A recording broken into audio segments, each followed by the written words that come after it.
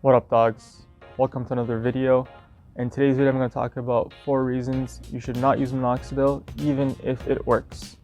If you haven't already seen my personal journey using Minoxidil, where I used it for 2.5 years, please watch it. I'll link it in the description below. So these are 4 reasons to not use Minoxidil even if it works, like I said. So of course, if it doesn't work, that's a huge reason to not use Minoxidil. But these are reasons that gave me pause before I started using it and still make me question my decision to put it into my routine. Now let's begin. Reason number 1 is money and availability. They're separate reasons, but they're related. You could get Minoxidil from Costco for a very reasonable price. And I have a Costco membership, so that's great. But I don't live in the States, unfortunately. I live in Canada, and we can't get it here at Costco. So if I'd want to get it off the shelf, I go to my drugstore, and it's freaking $60 for Rogaine, which is like the brand name Minoxidil. Even the lesser brand isn't that affordable as it would be in the US. Personally, I don't want to spend this much money on Minoxidil.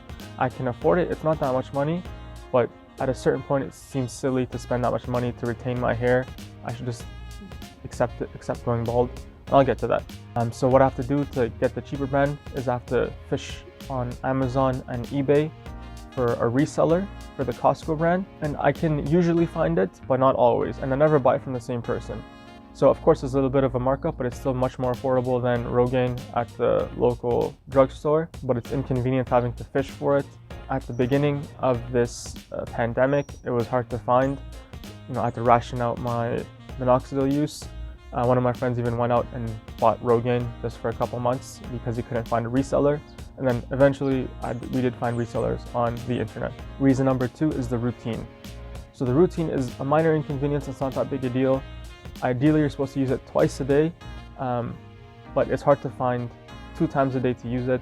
1 time is pretty easy. The second time, which is the earlier time for me personally, is where it's difficult. You can't put it on before you shower because you'll wash it off. You can't put it on after you shower because your hair is wet, so it'll be diluted. And if you intend on working out in the couple hours after you put it on, it's kind of a waste as well because you're probably going to shower right after, and you probably need like 4 hours at least to let it sit in. So this is a minor inconvenience. But the second part of this that's an issue is traveling with it. That's where it's very inconvenient. You can't just have like spur of the moment travels because you don't have your Minoxidil on you. Well, you can, but you won't be able to use Minoxidil during that trip. And also remember having to pack it, making sure that it complies with your airline's rules about what you can bring on and what you can't bring on. So that's just another inconvenience related to the routine. Reason number 3 are alternatives. I'm not talking about finasteride or durasteride or other alternatives that have the same issues as the first 2 reasons I mentioned. What I'm talking about is something more permanent or drastic, like a hair transplant. Now these have gotten much better since I was a kid, and they look okay. So you can avoid the hassle of having to have a repetitive routine using Minoxidil or any other alternative. But a hair transplant is very good because you avoid all that. Your hair actually looks better. You're not just salvaging what you have, you're getting hair plugs. Now, personally, I wouldn't want to spend that much money or time into doing it, not at this stage of my life at least. My self-esteem isn't that tarnished by my baldness or baldingness at the moment. So I wouldn't want to go that far, and I wouldn't want to admit to myself that my hair means that much to me.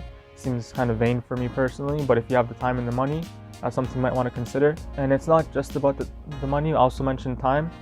The time is also an issue because it's expensive. A lot of people, to make it more affordable, go overseas to Turkey, for example, to get it done.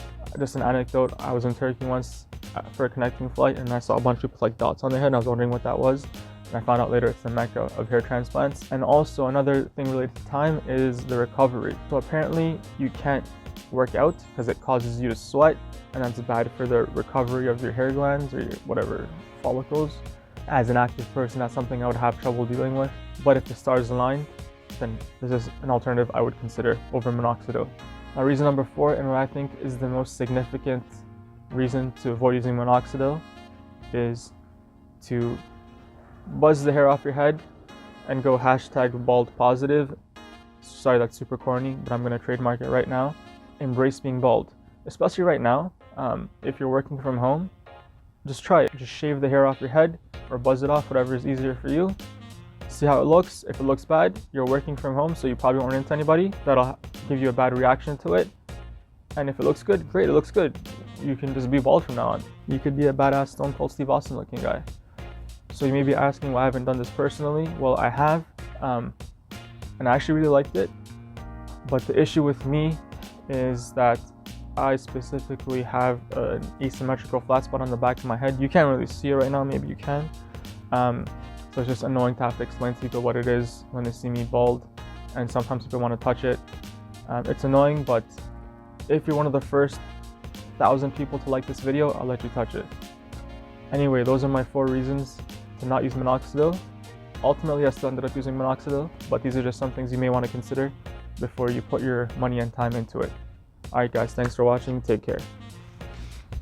I'll link it in the comments below. Please watch it, I'll link it in